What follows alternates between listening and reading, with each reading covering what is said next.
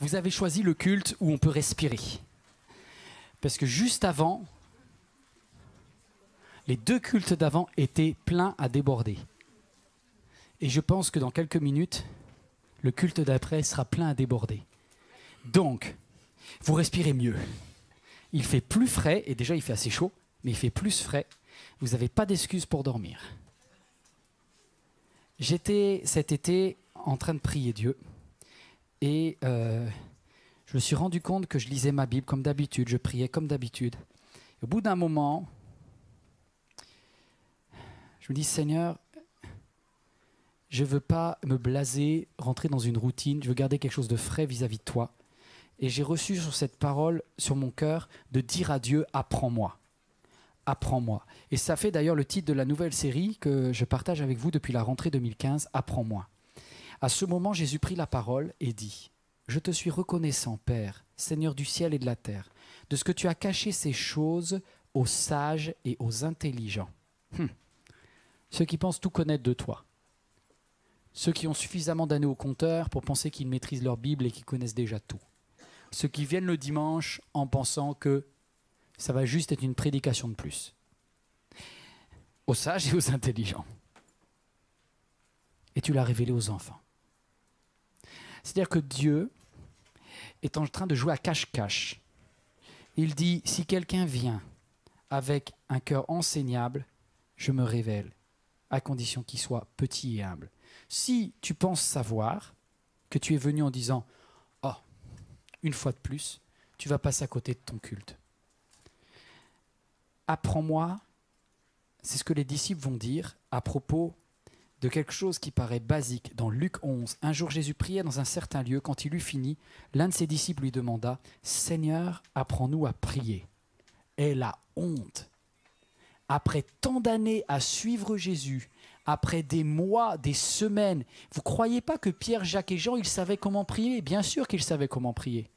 D'ailleurs, vous savez aussi comment prier. Qui n'a jamais prié ici? Donc vous avez tous prié une fois. Est-ce que vous vous rappelez votre première prière?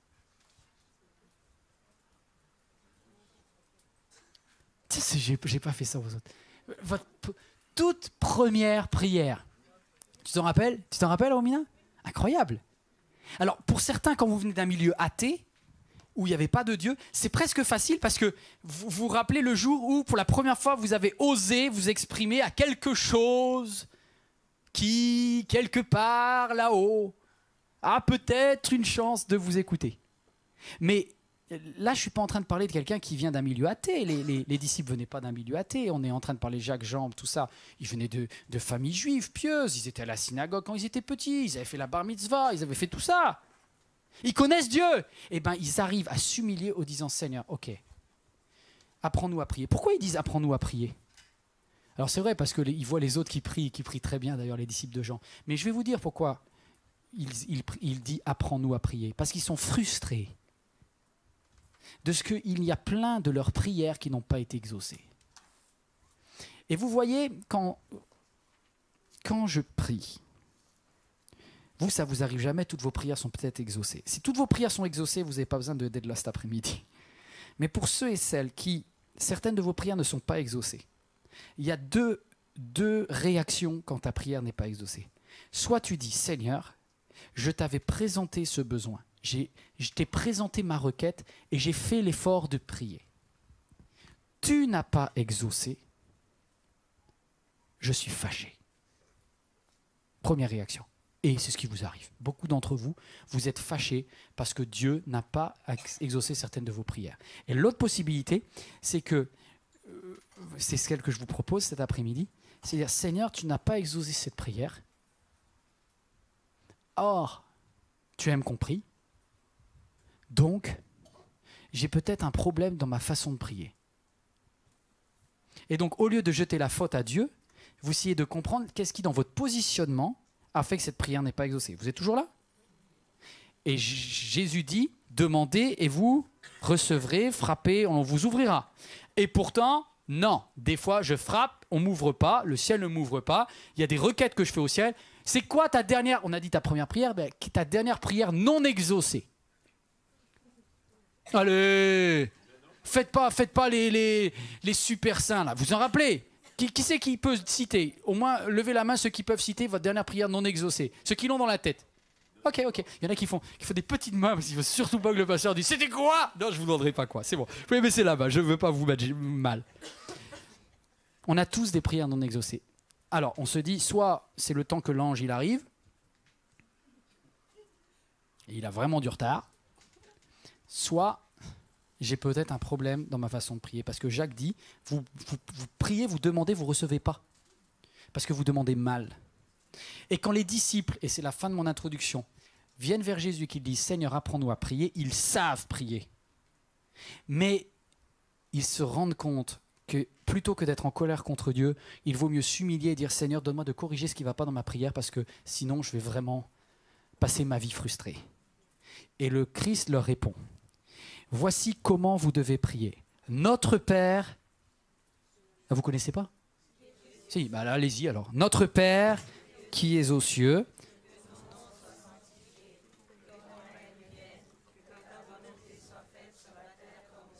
On dirait des catholiques, continuez.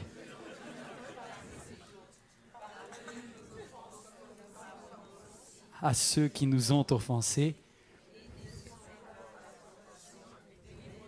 Vous avez du mal, hein? Bon, c'est vrai qu'il y a des versions différentes. Stop. Je vous ai dit qu'une fois je suis allé chez les cathos et j'ai dû répéter, je me suis planté parce que j'avais pas les mêmes paroles et tout, j'étais perdu. Chez les cathos, les orthodoxes, et c'est très bien, et ils aiment Dieu, vraiment, nous aussi, mais ils ont pris la prière au pied de la lettre. Mais quand je dis au pied de la lettre, c'est qu'ils ont carrément appris la lettre, quoi. Comme si vous alliez demander à une voisine qui a une recette de cuisine, si donne-moi ta recette de cuisine.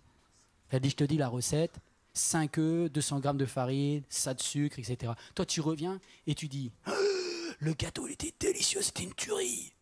Je le fais. 5 œufs, 200 grammes de farine. Gâteau apparaît. Gâteau n'apparaît pas. Tu as la bonne recette, mais en fait, tu te rends compte que la recette, elle ne sert à rien si tu ne la comprends pas. Vous voyez, la recette, elle va te faire aller chercher la farine. Vous me suivez? Mais c'est exactement pareil. On a pris le Notre Père comme un jingle. Le Notre Père n'est pas un jingle. Le Notre Père, c'est un positionnement pour recevoir. Et c'est pour ça qu'il est dit, la première dimension, c'est vertical. Notre Père qui est aux cieux, que ton nom soit sanctifié. On a vu ça la semaine dernière. Je gagne du temps. Je ne reviens pas dessus. Vous allez sur Internet. C'est complètement gratuit. Vous prenez l'enseignement là-dessus. C'est la relation verticale. Apprendre à appeler Dieu ton papa. Et ça, c'est une révélation parce que dans le Kaddish hébreu, il n'y avait pas la possibilité d'appeler Dieu son papa. Les Hébreux commençaient leur prière avec Seigneur. Avec les mots de la sainteté de Dieu. Ça, ils l'avaient, mais ils n'avaient pas la notion de papa. Et je vous dis, il y a une puissance, une révélation qu'on appelle Dieu papa. Sauf que, pour certains d'entre vous, le papa est dysfonctionnel. Il a été abusif, il n'a pas été protecteur, il n'a pas tenu ses promesses et tout ça. Et du coup, pour vous, c'est vrai que votre représentation du Père étant faussée sur la terre, il est difficile d'appeler Dieu votre papa. Donc, il y a tout un réapprentissage, mais bon. Mais je prie pour que Dieu, et notamment dans vos familles, pour celles qui sont mariées, pour celles qui veulent avoir des enfants, pour des hommes qui sont mariés, qui veulent avoir des enfants, que Dieu vous donne de voir qu'est-ce qu'il attend de vous en tant que papa. Pour casser un peu ce malheur de génération en génération, avec une fausse image du Père. Allez, je passe à aujourd'hui. Que ton règne vienne, que ta volonté soit faite sur la terre comme au ciel. On voit 3 points. Que ton règne vienne, 1, 2, vienne, 3, que ta volonté soit faite sur la terre comme au ciel. Vous êtes là? C'est parti. Je vais essayer d'être plus rapide avec vous parce que je sais que votre concentration l'après-midi est moins, est moins complète. Les dimensions, c'est vertical, horizontal. Là, on est dans l'horizontal, on est dans la 2D aujourd'hui. Notre relation à la terre. Qu'est-ce qui va se passer sur la terre? On verra la semaine prochaine avec le pasteur Nicolas. Donne-nous notre pain de ce jour, notre relation à nos besoins. Hop, centré sur nous, c'est la 3D. On verra la semaine d'après, pardonne-nous nos offenses comme nous pardonnons à ceux qui nous ont offensés. C'est la 4D, c'est notre relation aux autres. Donc là, c'est des demi-cercles vis-à-vis des autres. Et enfin, on terminera le dernier dimanche, la 5e secret du Notre Père, notre relation face au mal. Parce que malheureusement, il dit, délivre-nous du malin. Parce qu'il nous colle aux bottes. Alors, aujourd'hui, apprends-moi à vivre sur la terre selon les principes du ciel. Vivre sur la terre selon les principes du ciel. Grand 1, la notion de règne de Dieu. J'apprends, et j'ai marqué cette image, c'est quoi le règne de Dieu? Je vois cet enfant là qui s'affiche sur vos écrans et qui dit au ciel, papa, puisque tu m'as demandé de t'appeler comme ça, au fait, c'est quoi le royaume de Dieu?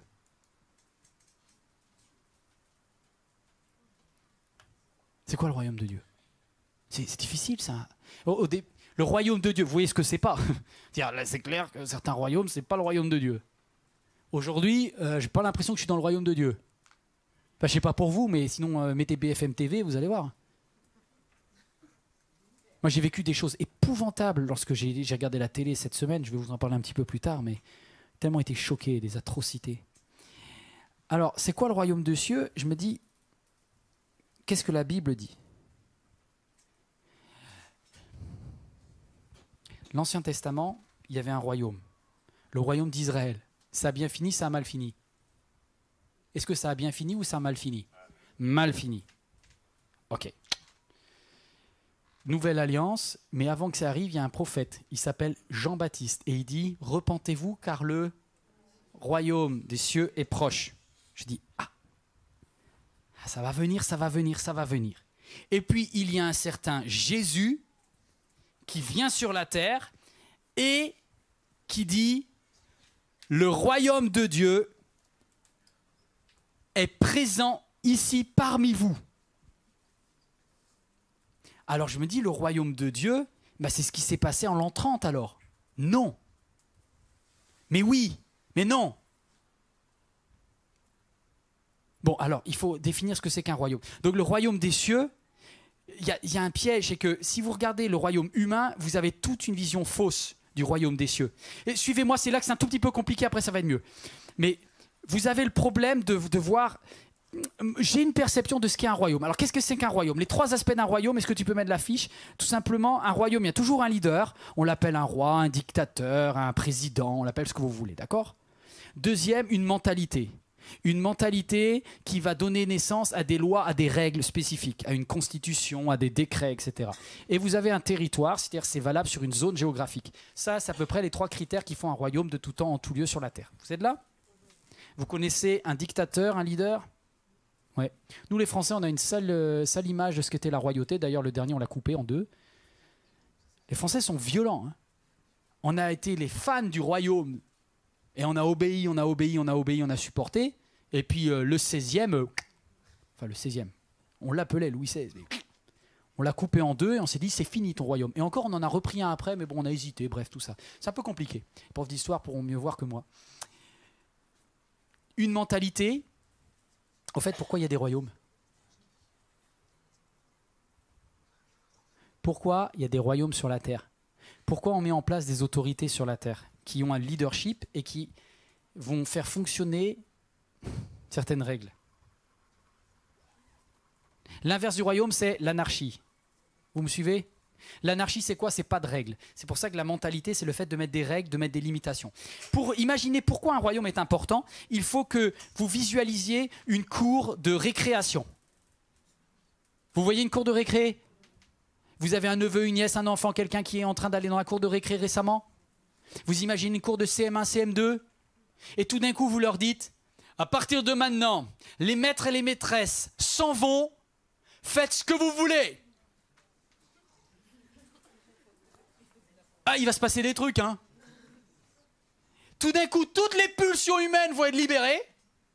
Parce que déjà, à la crèche, on vole les tétines, on vole le camion bleu, on prend le camion de pompier. Mais non, moi, je voulais le camion de police, bref. L'être humain, en fait, et c'est un peu de philo du droit. La semaine dernière, on a fait de la physique, maintenant, voilà qu'on fait de la philo du droit. Mais vous avez des penseurs comme Hobbes qui dit l'homme, vous savez, est dangereux. Il va chercher à être un loup, il va chercher à dévorer l'autre. Vous avez des Montesquieu qui fait l'esprit des lois, qui dit voilà, on va essayer de comprendre pourquoi il y a eu des mises en place de systèmes. À quoi sert la loi? La loi sert à canaliser les exactions humaines. Pourquoi on met des règles dans la cour de récré? Pour éviter que ça soit toujours la même, qui se fasse taper dessus, pour éviter le racket, pour éviter le crachat, pour éviter que ça soit une bataille gigantesque. Parce que si vous laissez les êtres humains, vous arrivez avec du grand n'importe quoi. D'ailleurs, quand vous voyez aujourd'hui un royaume qui s'effondre, et vous avez malheureusement pas mal de cas aujourd'hui dans l'Afrique du Nord et au Moyen-Orient, quand l'autorité tombe, vous avez l'anarchie, et des fois l'anarchie est encore pire. Et tout de suite, il y a quelqu'un qui va dire « Moi, je vais mettre en place une règle au nom d'Allah, et je vais remettre des principes et je vais remettre des lois. » C'est la notion de Daesh.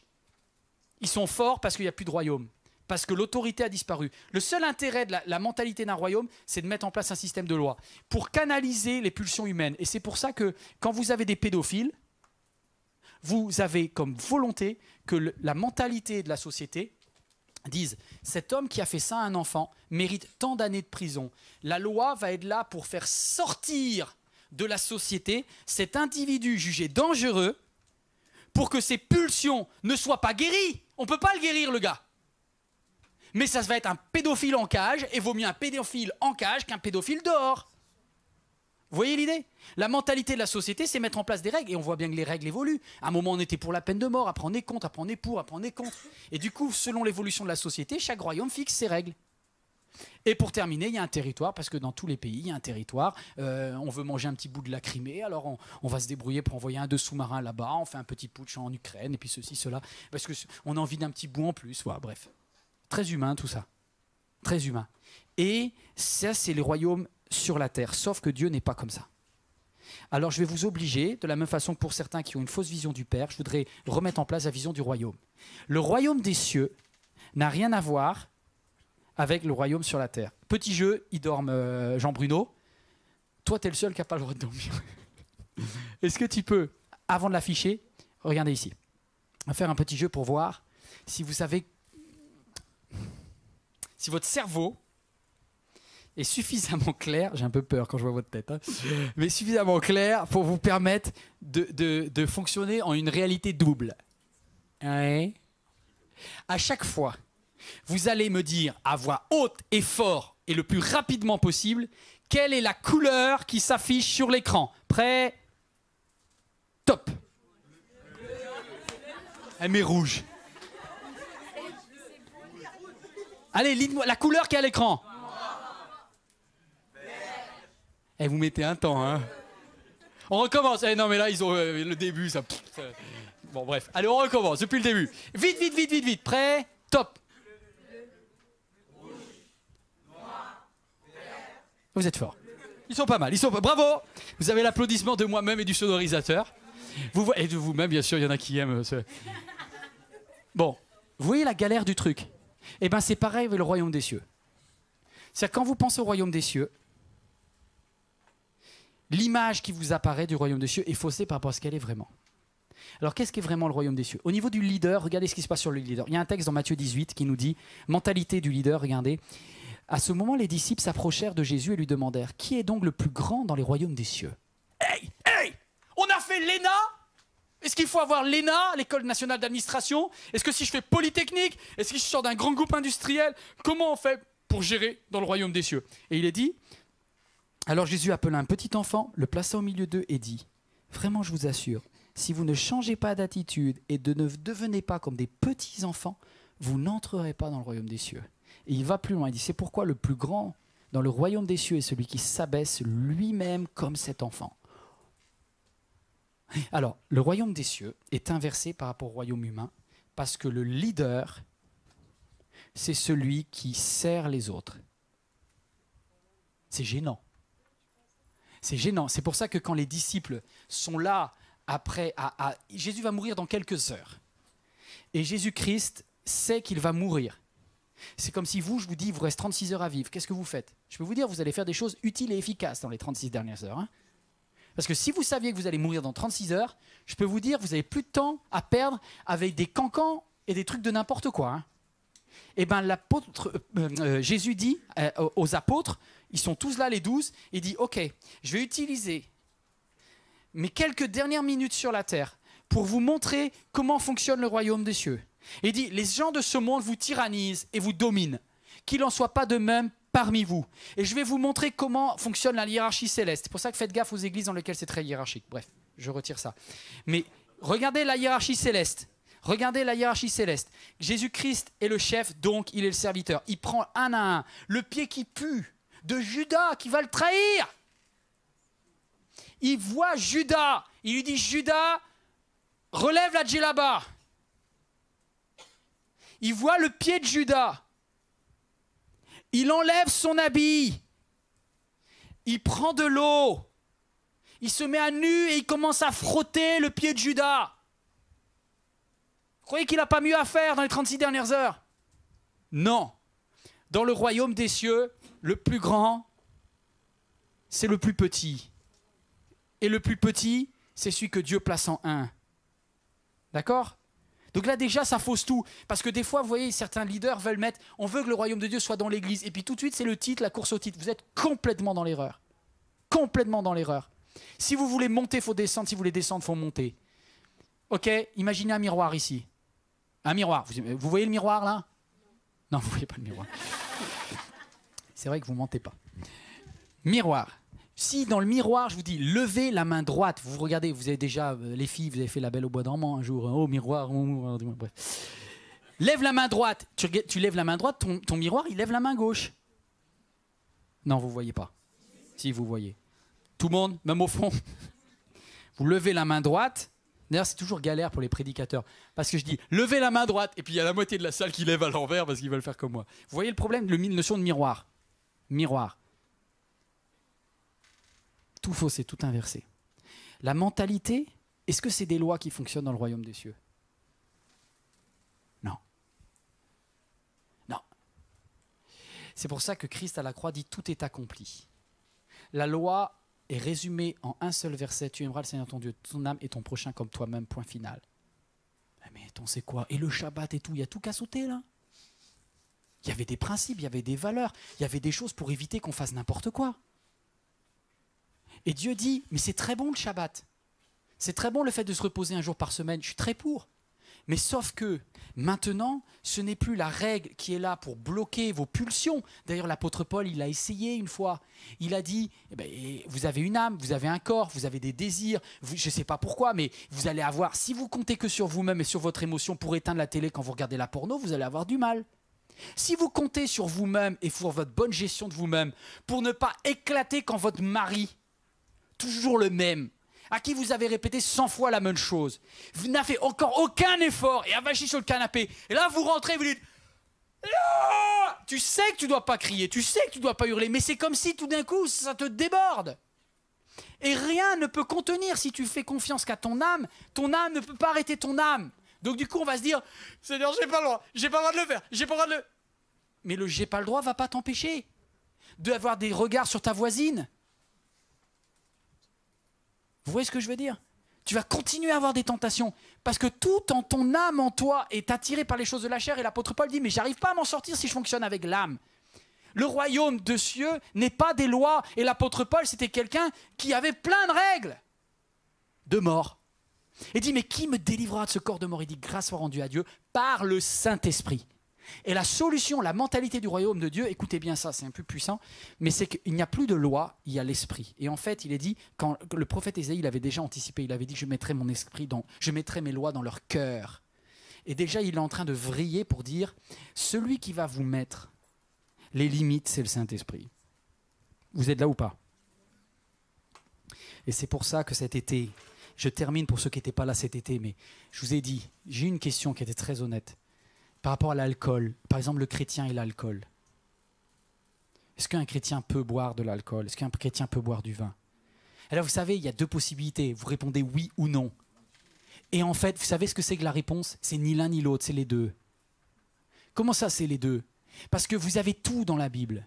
Si vous prenez la Bible comme un texte de loi et que vous appuyez sur l'ange qui vient voir dans le Nouveau Testament, Élisabeth, il va voir Élisabeth qui est enceinte, il y a un petit bonhomme dans le ventre d'Élisabeth qui s'appelle Jean-Baptiste, et l'ange lui dit très strictement, pas une goutte d'alcool. Il sera prophète de l'Éternel, pas une goutte d'alcool. Quelque temps après, Jésus, dans le ventre de Marie, non seulement il dit rien par rapport à l'alcool, mais le premier miracle que Jésus fait, c'est du vin. C'est fort en café, en vin. Mais vous voyez, l'absurdité de la règle. Alors vous me dites, mais qu'est-ce qui était autorisé? Du vin ou pas du vin? Mais ni l'un ni l'autre. Parce qu'en fait, ce que fait le Saint-Esprit, c'est qu'il individualise.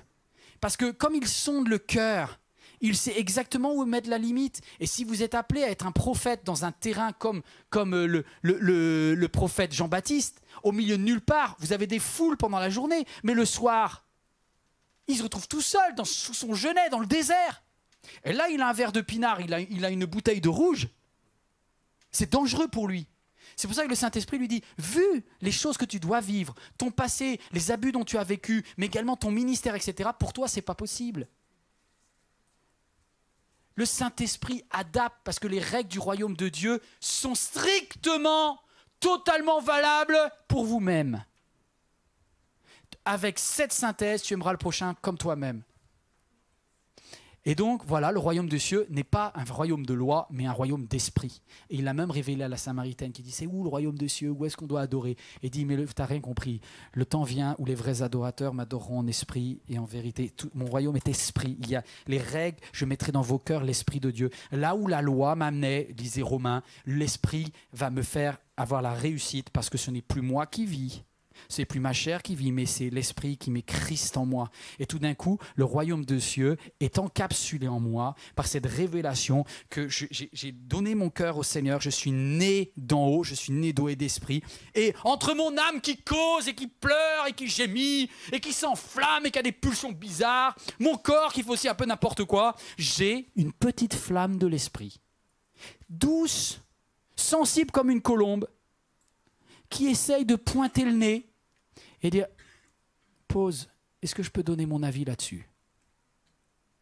Ah non, mais je préfère avoir l'avis de plusieurs conseillers, je vais téléphoner à ma maman, je vais téléphoner à mon ami pour savoir si je dois le faire ou pas. Écoute l'esprit. Mais l'esprit est doux comme une colombe. Si tu lui coupes la parole... Vous êtes là ?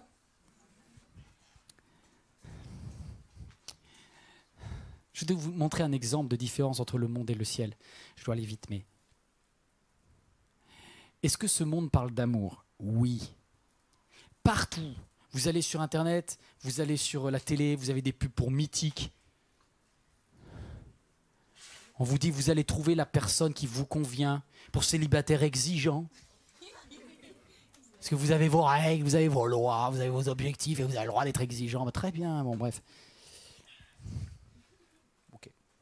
Vous savez, si ça marchait si bien que ça, ils fermeraient. Parce que si tout le monde se mariait, une fois que tout le monde est marié, c'est fini. Hein. Donc ils comptent bien que les mariages ne marchent pas pour avoir de nouveaux clients plus tard. Vous n'avez jamais pensé à ça, c'est pas grave.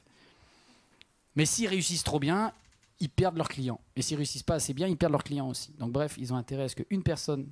Bref, 50% de divorce, ça leur convient très très bien, c'est un bon ratio pour faire développer le business.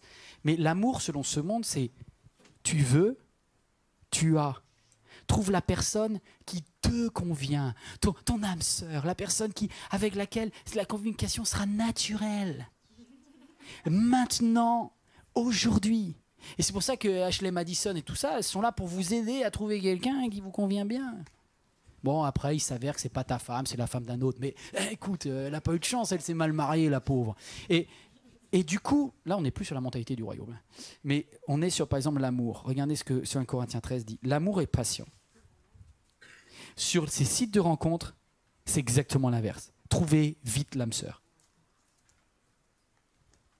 Qui, franchement, a comme définition, c'est incroyable, le Saint-Esprit, je vous dis, la mentalité de Dieu et les valeurs de Dieu sont inversées. Si je vous dis, l'amour est... Vous appelez votre copine, votre meilleure copine qui ne connaît pas le Seigneur, et tu lui dis, parle-moi d'amour. L'amour, c'est quoi? Elle va te dire, l'amour, ça pétille. L'amour, ça brûle. L'amour, ça te brise. Bon, s'il est de Marseille. Bon, tu comprends l'idée. Mais l'amour, voilà, c'est de la passion. J'ai eu un bouquet de roses de folie sur la tour Eiffel. Il avait projeté avec son portable. Je sais pas. Voilà. Non, mais on est dans des choses qui sont dans l'immédiateté. On est dans l'immédiat, on est dans le je ressens et je veux tout de suite et maintenant. La première chose que Dieu dit, l'amour est patient. C'est tout sauf fun, ça. Mais regardez la mauvaise agence matrimoniale du ciel. Nul pour avoir des clients. Plein de bonté, l'amour, à la rigueur. Pas envieux, ne cherche pas à se faire valoir. En gros, je vais me marier, mais ça va rien m'apporter. Ne s'enfle pas d'orgueil, il va même pas me dire que je suis belle. Il ne fait rien d'inconvenant, ne cherche pas son propre intérêt. Ben alors, si ce n'est pas pour mon intérêt que je me marie pourquoi? Je me marie pourquoi si ce n'est pas pour moi? Mais en fait, je suis gêné de vous le dire, mais à la base, quand tu te maries, c'est parce que tu choisis d'aimer quelqu'un, même si ça ne t'apporte rien en retour. Y a-t-il des candidats? C'est ça? Non mais c'est ça, sérieux? Aimer quelqu'un, c'est ça? Une maman, elle se dit pas, toi le petit bébé qui est sorti, on va voir si je vais t'aimer. Ça va dépendre de comment tu vas te comporter dans quelques temps. Non. Vous voyez bien que l'amour d'une mère est inconditionnel. D'une mère normale, je veux dire. Parce qu'après, ça t'en casse tout des fois. Il y a des papas qui sont... Mais à la base, c'est ça. Pour qu'ils viennent. Je suis très en retard, mais c'est plus court. Les hommes ont essayé. Je ne vais pas développer beaucoup, mais... Et Jésus a dit à Pilate, « Mon royaume n'est pas de ce monde. Non, réellement, mon royaume n'est pas d'ici. » « Es-tu donc roi ?» reprit Pilate. « Tu le dis toi-même, je suis roi. Si je suis né, si je suis venu dans ce monde, c'est pour rendre témoignage à la vérité. » Puis au verset 20 de Luc 17, il dit « Un jour, les pharisiens lui demandèrent quand arriverait le royaume de Dieu. Et Jésus leur répondit « Le royaume de Dieu ne viendra pas de façon visible. On dira « Venez ici » ou « Il est là !» Car notez-le bien, le royaume des cieux est parmi vous. En fait, le royaume des cieux, c'est la mentalité de Jésus. Le chef, c'est qui? C'est celui qui s'abaisse. Ça, c'est le leader. La mentalité, c'est l'esprit à la place de la loi. Et le territoire, c'est pas un lieu géographique, c'est des cœurs. En fait, le territoire du royaume de cieux se réduit dans 1,58 m et tant de kilos. Je n'oserais pas dire combien tu fais de kilos. Le Saint-Esprit, je ne sais pas si 1,58 m, je suis gêné si j'ai dit un bon chiffre. Bref, on a tous dans notre corps, qui est le temple du Saint-Esprit, on est porteur du royaume des cieux. Mais on ne fonctionne pas qu'avec le royaume des cieux. Parce qu'à chaque fois que je laisse parler mon âme, c'est le royaume d'Ivan que je fais parler. Vous voyez le truc? Et c'est pas divin. Et Ivan n'est pas divin. Du tout. Il essaye de faire des choses. Vous savez ce que les croisades, c'était quoi? C'est des moines, c'est des curés, c'est des gens bien intentionnés qui se sont dit, purée, il y a des Sarrasins à Jérusalem, on va aller rétablir le royaume de Dieu, de terre sainte. Et en giclant et en faisant couper les têtes des musulmans, ils pensaient qu'ils plaisaient à Dieu. C'est fou ça. Vous voyez comment une fausse conception du royaume des cieux amène des horreurs. Mais tout est un vrai problème. Parce qu'à chaque fois qu'on essaye de faire le royaume des cieux sur la terre, on a un problème. On a un problème. On a essayé, vous savez qu'il y a un truc théologique aussi qui existe dans les églises, c'est Kingdom Now, le royaume maintenant. C'est l'idée de dire, les chrétiens et la politique doivent s'engager parce que l'objectif de Dieu est d'établir un royaume où les chrétiens arriveraient à faire basculer la majorité de la société pour que les lois soient pro-chrétiennes. Vous me suivez là? Alors, en France, il n'y a pas de risque, parce que vous êtes juste rien du tout en termes de pourcentage. Mais vous seriez au Texas, vous seriez au Guatemala, vous serez en Corée du Sud, vous êtes dans certains pays d'Amérique latine, c'est jouable. Et même, il y a une tentation dans certains pays d'Afrique que des candidats à la présidentielle disent « Moi, je suis pour le royaume de Dieu et quelque part, ma politique sera conforme au royaume de Dieu. » Tu ne peux pas dire ça. Parce que ta politique n'est pas basée sur l'esprit.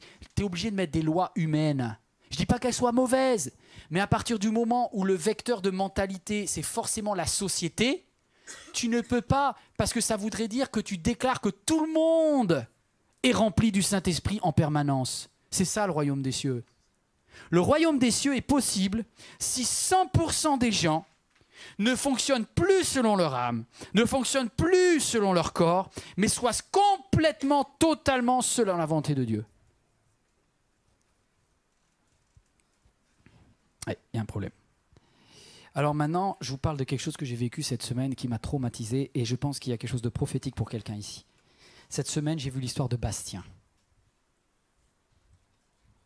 Ouais, le petit qui est mort dans une machine. J'ose même pas dire ce qui s'est passé. Cet enfant a été torturé par son papa et sa maman n'a rien fait. Et il n'est pas mort la première fois, il est mort au bout de la énième torture. Et tout d'un coup, mon âme, le siège de mes sentiments, quand je vois cette anecdote, non seulement au début a envie de vomir sous le choc, mais je suis en train de me dire, mais ce gars-là, si je le croise, je le défonce. Très humain, c'est-à-dire, je vais régler le problème. Et parce que je dis, mais cet homme-là, il mérite la même chose. Enfin bref, on est dans la loi du talion, vous voyez, je veux qu'il souffre. Combien de temps 30 ans 30 ans, combien d'années de sûreté? Cet homme-là, vous voyez l'idée? Parce qu'on est frustré, donc la loi va mettre un cadre à la pulsion. Elle va dire, cet homme-là, on va l'enfermer un maximum de temps pour qu'il ne retorture plus un enfant. Mais au final, vous n'avez aucune garantie. Là, vous n'êtes pas bien, là. Je vois qu'il y a malaise dans la salle. Et vous savez après sur qui vous jetez la faute? Sur Dieu.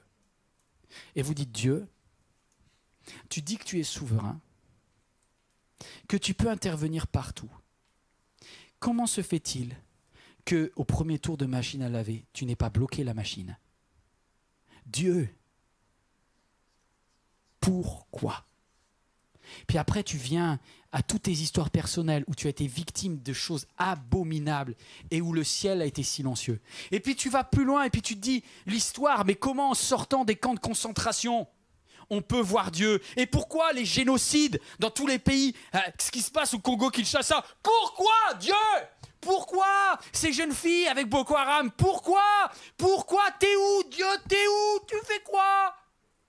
Et c'est ça le problème, et je vais vous parler, c'est le B, c'est le dilemme de Dieu. En fait, depuis le Jardin d'Éden, Dieu est archi frustré. Parce que Dieu avait l'autorité et l'Esprit de Dieu était parmi les hommes. Il planait. C'est-à-dire que le royaume de Dieu était sur la terre jusqu'au péché. Mais au moment où il y a eu le péché, il a dit, ok, vous les êtres humains là, vous choisissez l'autonomie, vous me virez de votre vie, je suis un roi qui s'incline devant ces sujets. Donc je vais vous laisser faire n'importe quoi. Mais j'aurais voulu qu'ils fassent de nous des robots. Mais ça serait le nazisme, ça serait le communisme. Dieu ne serait pas pour le totalitarisme. Vous comprenez l'idée? Et comme Dieu est le Dieu de la liberté, il te laisse, et il laisse le père de Bastien faire ça. Est-ce que Dieu approuve? Non! Mais Dieu a un dilemme. C'est pour ça que je mets le dilemme de Dieu. Il a le même dilemme que si vous étiez par exemple un chef d'État. Vous avez suivi un peu l'actualité quand même. Vous regardez ce qui se passe dans le monde aujourd'hui. Ok, mettez-vous à la place, vous êtes Barack Obama, vous êtes je ne sais pas qui, et vous avez la possibilité de développer une armée phénoménale. Bon, c'est ce qui s'est passé d'ailleurs avec George Bush à l'époque. On vous parle d'un fou furieux, un dictateur qui s'appelle Saddam Hussein, qui a pris du plaisir à gazer dans d'atroces souffrances, et pas une fois, à plusieurs reprises, des enfants kurdes dans le nord de l'Irak. Il l'a fait une fois, 2 fois, et il avait le rapport, il y a 100 000 morts. Et il se disait, impeccable, 100 000 de moins. Il y avait quelque chose d'affreux, le parti basse de Saddam Hussein, c'était épouvantable. Quand vous voyez Kadhafi, comment il violait ses esclaves sexuels chaque jour, en changeant, etc. C'est épouvantable. Et donc, si je raisonne, est-ce qu'il faut pulvériser Saddam Hussein? Moi, je dis oui. Est-ce qu'il faut pulvériser Kadhafi? Je dis oui. Mais le problème de Dieu, vous voyez le truc? On peut envoyer des F-16. On peut détruire quelqu'un qui fait le mal. Mais il y a Daesh qui vient derrière. Parce que le poison n'est pas arrêté. C'est juste le véhicule, le bonhomme qui... Il y a des choses démoniaques là-dedans. Et c'est pour ça que Satan a proposé à Jésus, je propose le royaume de cette terre. Et Dieu n'est pas en gestion de ces affaires-là. En fait, c'est pour ça qu'il y a le Notre Père. Parce que Dieu dit, voilà, je bloque mon règne sur la terre. Je n'interviens pas parce que la seule chose que je leur ai proposée, c'est l'esprit. Il sait que la seule solution qui peut éviter que cet homme qui a torturé son fils soit changé, c'est le jour où le Saint-Esprit rentre dans cet homme. Parce que je vais vous dire ce qui se passe si Dieu arrête la machine à laver. Dieu sauve Bastien, qui a 3 ans, je crois. Mais cet homme va continuer à faire des enfants. Et vu que Dieu a sauvé par hasard la machine à laver, personne dans la société n'est au courant. Donc aucune assistante sociale ne mettra quelque chose de plus. Ils étaient déjà au courant de l'affaire et ils n'ont pas intervenu. Donc si c'était rien passé, ils ne seraient pas intervenus. Donc il aurait fallu combien d'enfants? Vous comprenez le dilemme de Dieu? C'est horrible ce que je vous dis, hein. Mais Dieu se dit, moi, je le récupère au ciel. Celui qui a fait ça passera en jugement devant moi. Et vraiment, je déteste le péché plus que tout le monde. Et Dieu a en horreur le péché. Et Dieu a en horreur l'âme, la chair qui fait que tu vas faire du mal à des personnes que tu aurais dû aimer. Mais Dieu sait très bien que ce n'est pas en pulvérisant quelqu'un de tordu que le mal s'arrête, malheureusement. La seule façon de sauver le monde, c'est de mettre un antipoison. L'antipoison, c'est le Saint-Esprit. C'est la seule capacité que tu as dans ta vie que ton âme arrête de faire n'importe quoi. La seule capsule d'antidote, c'est accepter que le Saint-Esprit prenne le lead. Il n'y a pas d'autre solution. Et Dieu, du coup, choisit de ne pas intervenir, sauf quand 2 ou 3 se mettent à genoux et qu'ils disent « Seigneur, on veut que ton règne vienne ». C'est-à-dire qu'on appelle l'intervention des F-16 divins dans cette situation. Hein, vous êtes là ou pas? Est-ce que vous réalisez que le ciel se met en marche? Vous avez ça dans le livre, je ne sais plus dans quel livre, j'ai un petit doute si c'est Daniel ou pas, mais le chef du royaume de Perse a essayé de bloquer un ange. Mais en fait, l'ange était déjà en direction. En fait, on appelle Adonai Tsebaoth, l'éternel des armées célestes. C'est d'ailleurs pourquoi Jésus ne l'a pas fait, parce qu'il était tenté à un moment. Jésus est en train de souffrir, il est dans le jardin de Gethsémane, il y a des grumeaux de sang, et il appelle les anges du ciel, et vous vous rappelez de ça? Il peut faire intervenir la puissance des anges pour régler la souffrance. Grand 3, que ta volonté soit faite sur la terre comme au ciel. Écoutez ça, écoutez ça. Jésus est dans le jardin de Gethsémane. Il peut dire, Dieu, pour les 2 fils du tonnerre, là, Jacques et Jean, quand on est allé chez les Samaritains, qu'ils avaient été mal reçus, ils voulaient les carboniser. Vous vous rappelez de ça ou pas? Vous vous rappelez qu'ils ont prié? Purée, heureusement que Dieu n'exauce pas toutes les prières. Hein. Ils ont prié pour que les Samaritains soient brûlés vifs. Pas grave. Ils avaient qu'à pas nous a mal à parler, ça. D'accord, brûlez vif, ok.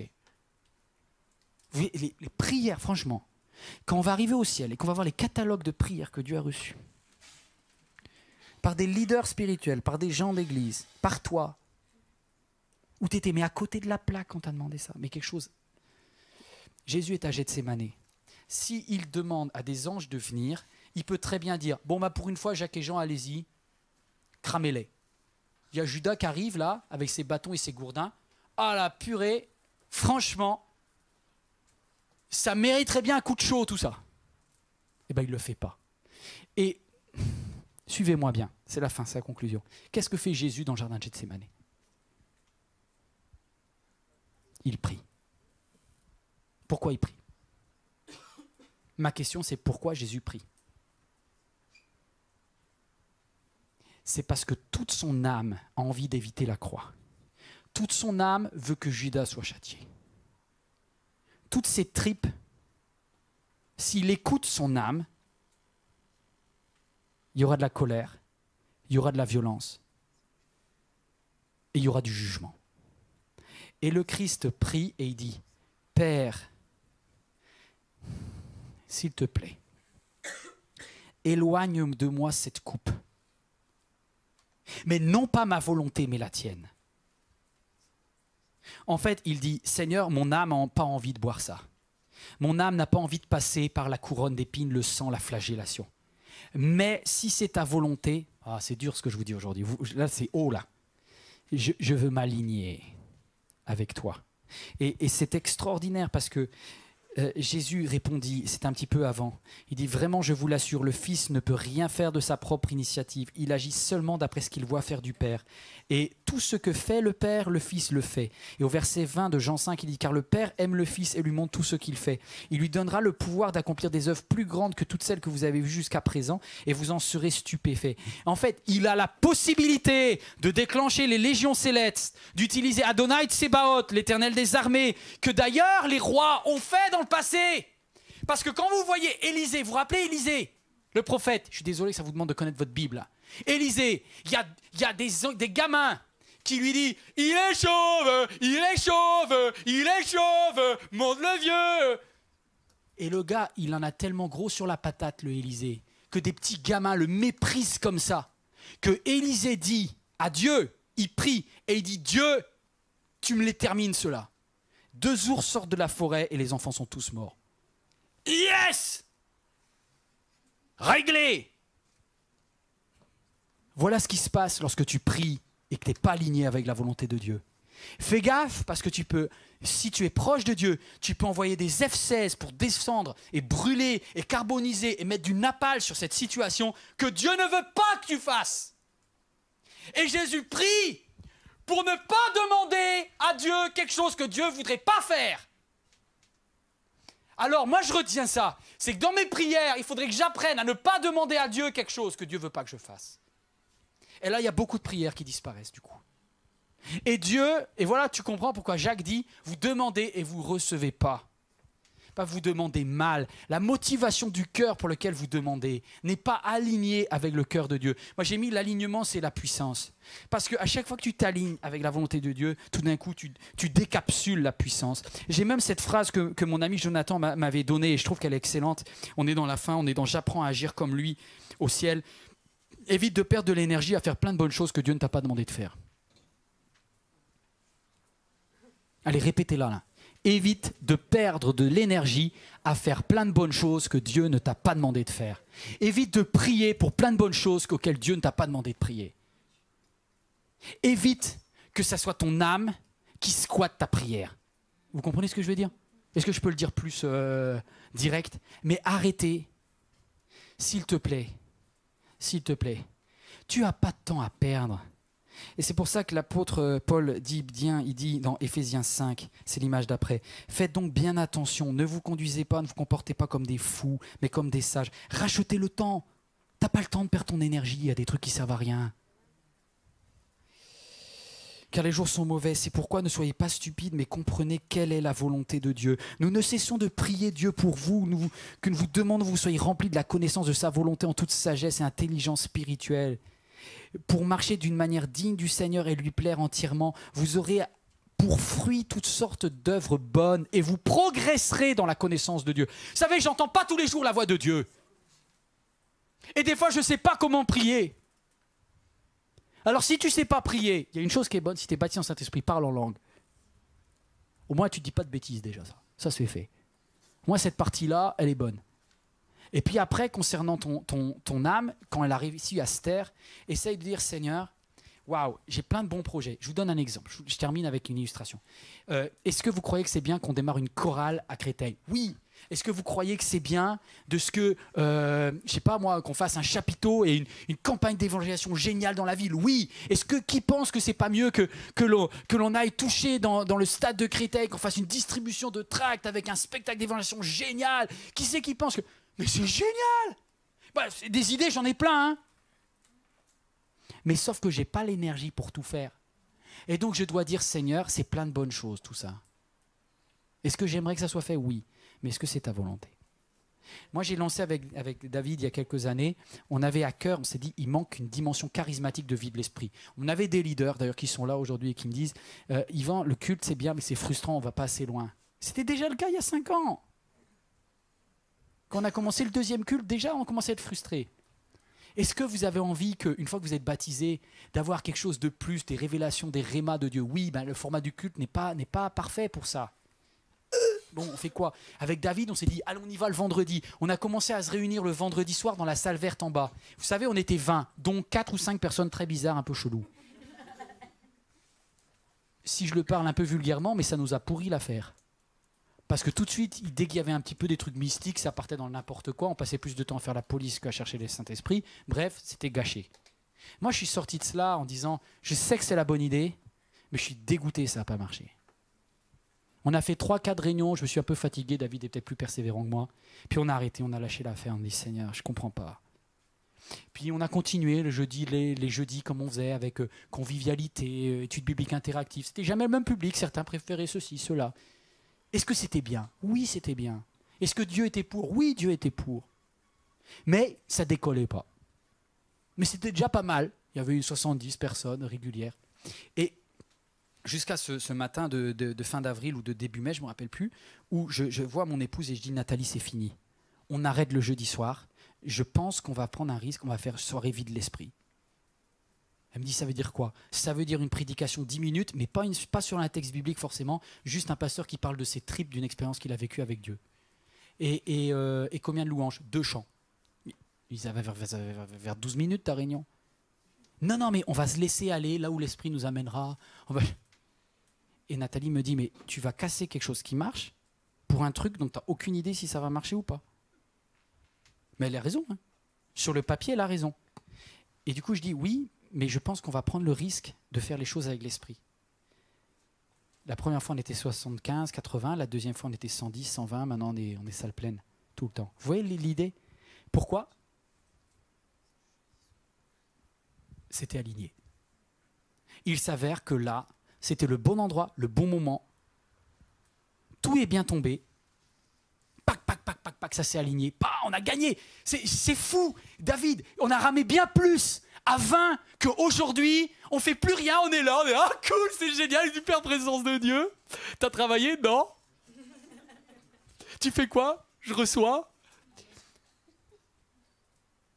Attends, moi j'étais dégoûté. La première fois que ça s'est passé aussi bien, je dis Seigneur, tu veux dire qu'on aurait pu le faire depuis tant que ça de temps et qu'on a galéré pour rien?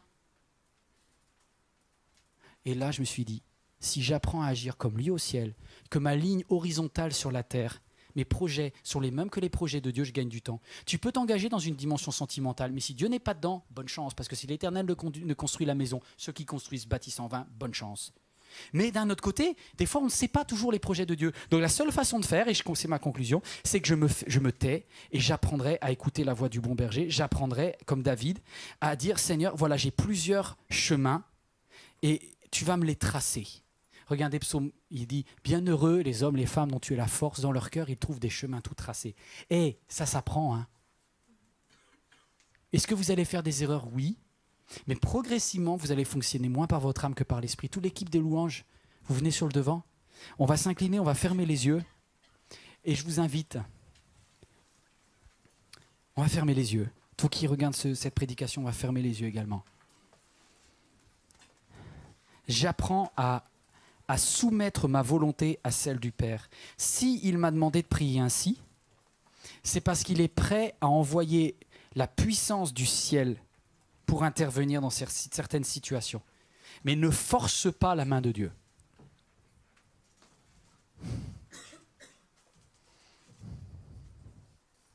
Dieu est au ciel et il peut voir déjà les dommages collatéraux. Si jamais il exauce ta prière, des fois il dit non.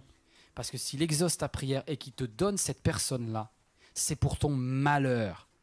Alors des fois Dieu dit, ma chérie, merci de me l'avoir demandé, mais ça sera non. Ça peut être une situation, une promotion, quelque chose que tu aimerais bien. Là, je suis en train de parler de choses sur la terre. Peut-être tu vas demander à ce que Dieu fasse quelque chose par rapport à une maladie. C'est légitime de le demander. Mais Dieu qui a l'avant, le pendant et l'après, te dit, ok, je ne veux pas que tu sois frustré dans tes prières. Et ce que tu vas demander, je veux te le donner. Mais si tu veux des petits fruits, fais ça selon ta chair. Et si tu veux des résultats démultipliés, eh ben aligne-toi avec ce que moi je voudrais. Oui, il y a des prières inutiles que Dieu a exaucées dans ma vie. Mais je prie pour changer de dimension et savoir me taire quand mes prières ne sont pas vraiment utiles, pour me focaliser sur l'excellence de la volonté de Dieu.